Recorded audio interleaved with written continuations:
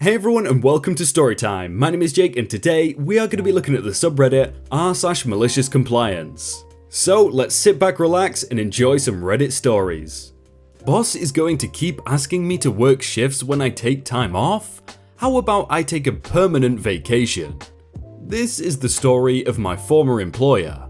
I work in the Northeast US and my employer at the time was a very small company. A boss and 5 employees. In a very specific industry, where 90% of our work was on construction sites. And finding a well-qualified person in this very specific industry is a very, very hard thing to do. My boss was the kind of boss that every employee hates. Corners were cut every possible way in order to keep overhead costs down. On top of that, he would constantly overbook on jobs, like signing contracts for 6 projects during the same week, knowing full well that he only has 5 employees, which would result in the employees often working 14-hour days or more, which really sucks when you're on salary, no overtime. His worst attribute by far was approving time off, and then during your time off, calling or texting you, asking if you would be willing to work a day or cut your vacation short. Sometimes, he'd even ask you to move your time off to the next week or next month, when the workload lightens up. Hint, it never lightened up due to his constant overbooking. After working at this company for 6 years, I got used to all the aforementioned annoyances. But then, things changed. My son was born. In the months leading up to his birth, I made it very clear that I would be taking a 5-week unpaid leave of absence once he arrives. The state we're in allows new parents to take up to 8 weeks of unpaid leave. I told my boss that I know 8 weeks could be a huge strain on such a small company, so I was willing to take 5 weeks, but those 5 weeks would be completely off the grid. Meaning, don't call me, don't text me, and if you're going to ask me to do anything work related, the answer will be no, so don't bother. I'm going to be spending time with my family. He 100% agreed. Fast forward to my son's birth. He was born on a Friday, and after a short stay in the NICU, don't worry, he's fine, was released on Monday, and we took him home. Tuesday morning, the next day, I wake up to a missed call, an email, and 3 texts, all from my boss asking me to call him back ASAP. For reasons still unknown to me to this day, I call him back, and he tells me there's a slight emergency. Code speak for he screwed up the scheduling and has a job with no employee at it, and asks if I can maybe come into work that day and maybe work a couple more days that week until he finds someone to cover it. I lost it. I literally felt something in my neck snap and unleashed a verbal assault on him that I still feel bad about now a year later. I ended my rant with an apology. As much of a douche move it was for him to be calling me in that situation, it was still completely unprofessional of me to say what I said to him. Obviously, he wasn't a big fan of what I said, and after a small rant of his own, ended with the sentences that made this whole story possible. He said, "You've got a pretty good gig at this company that most people your age would be thankful for. I'd be impressed if you could find a better job in this field, because I've been doing this for 30 years, and I know how small this industry is. And trust me, good jobs like yours don't come along very often. Think about that." So, we ended the call, and I did what he said. I thought about it. After thinking about it for about 30 seconds, I got out of bed, sat down in front of my computer, and started looking at job postings. 5 weeks later, my time off came to an end, and my first day back I came into work, walked into my boss's office, and handed him a piece of paper. "What's this?" "I thought about what you said, about how you'd be really impressed if I could find a better job than the one I have here. So, I did." My boss reads over what I handed him, a job offer from a competitor for the exact same job I was performing, but at a 25% higher salary, an extra week of paid vacation compared to what I had, and a stipulation that company policy was that work hours are capped at 8 per day, meaning that once I hit 8 hours on a job, I pack up and leave it until tomorrow. No exceptions.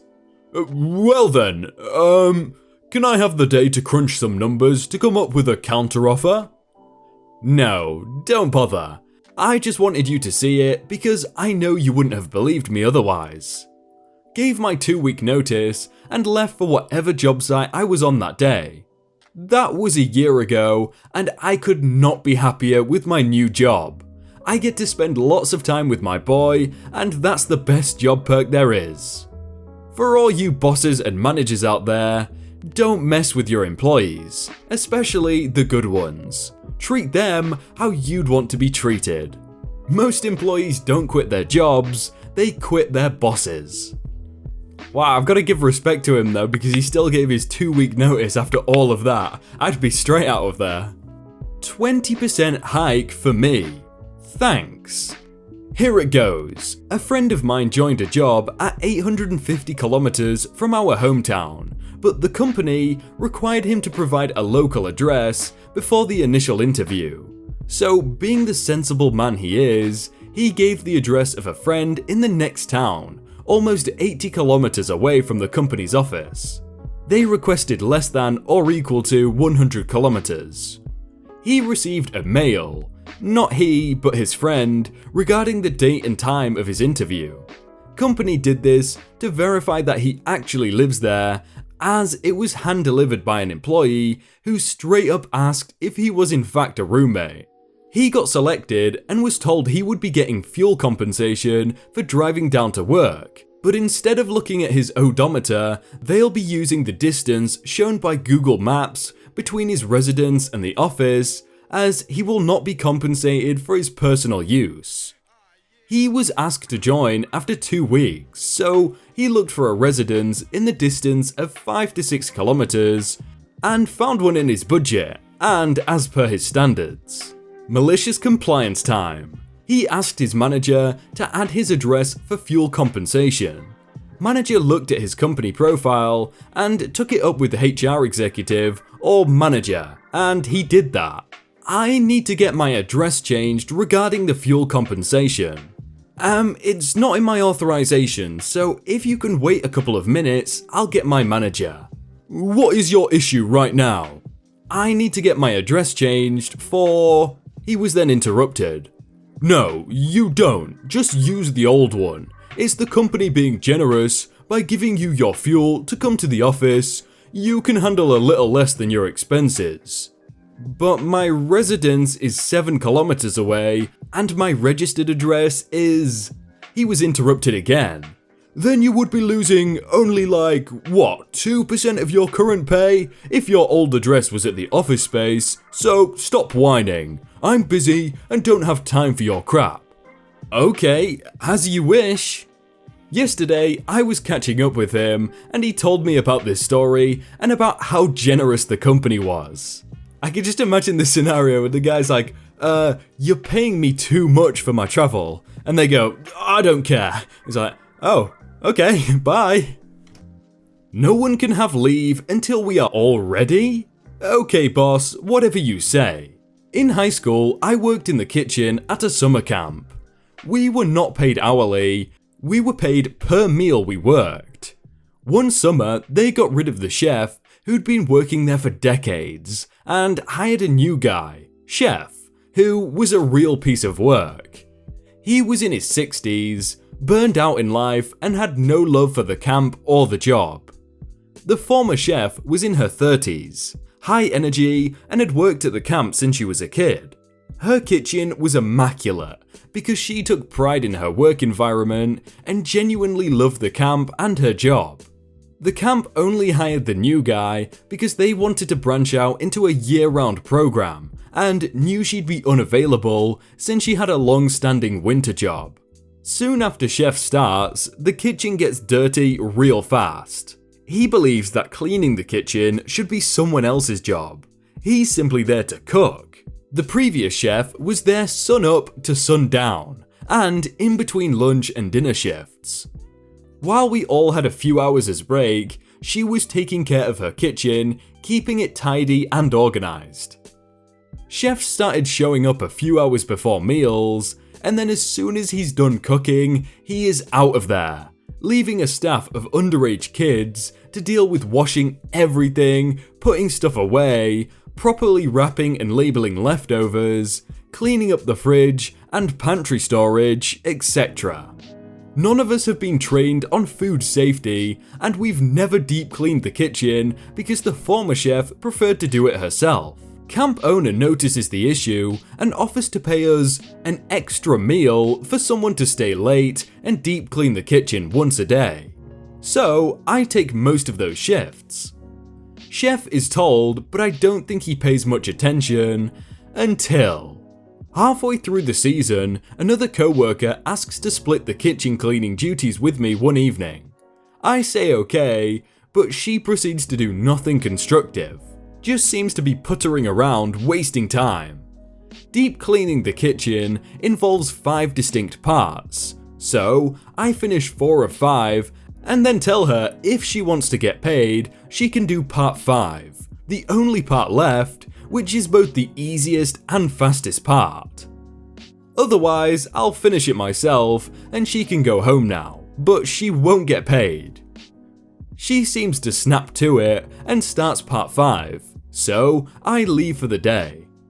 I come in the next day for dinner shift and chef starts unexpectedly yelling at me. Turns out he came back about an hour after I left to find my co-worker all by herself in the kitchen. I explain I left her to finish up what should have been a 5-minute job. I have no clue why she was still there an hour later, but why is that my issue? I'm not her boss, we're the same age. Who cares if I left her alone?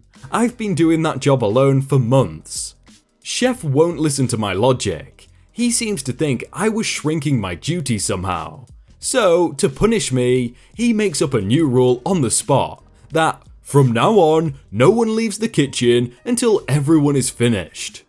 Everyone leaves at the same time. Am I clear? He bellows that last part at me. I'm like, whatever you say, chef. So, dinner starts normally. After all the diners have gone through the line for last call, chef starts removing his apron and heads for the door. I ask where he's going. He says home. He's forgotten his new rule. I start to follow him out and I tell all my co-workers, okay, hit the lights. I guess we gotta leave now since chef is leaving. Keep in mind, dining room is still full of kids. Barely any plates have been washed, pots haven't been scrubbed, and no food has been put away. He stops and goes, "No, I'm leaving. You guys stay." I said, "I thought you made it clear we are supposed to all leave together from now on. Isn't that the new rule?" So he's angry, but he comes back into the kitchen and stands there glaring at me while we continue working. About 45 minutes later, everyone is basically finished with the normal cleanup. Chef's wife and kids are waiting for him in the dining hall.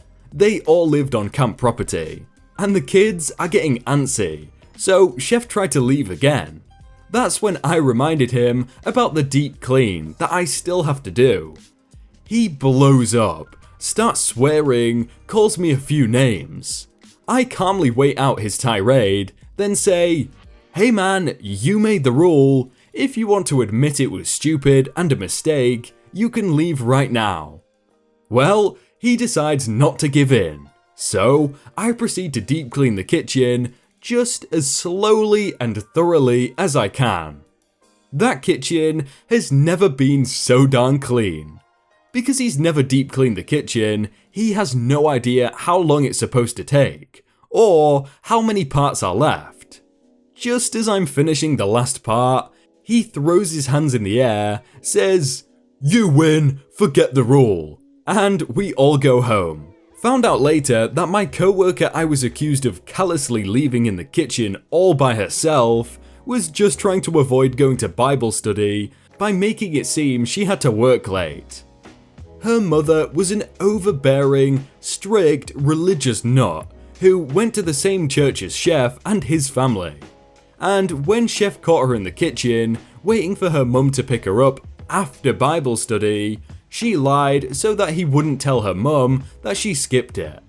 Throughout the entire thing, I was just thinking, why haven't these people been trained on food safety? Like aren't they serving food to kids? Surely they need to be trained. Hey everyone, I hope you all had a really good day and that you enjoyed that video. If you want to check out some other videos, then click on screen right now or check out the playlist down below. If you enjoyed that video, then please do leave a like. And if you want to submit your own stories, then you can do so by joining the Discord in the top link in the description. But thank you so much for watching and I will see you very soon.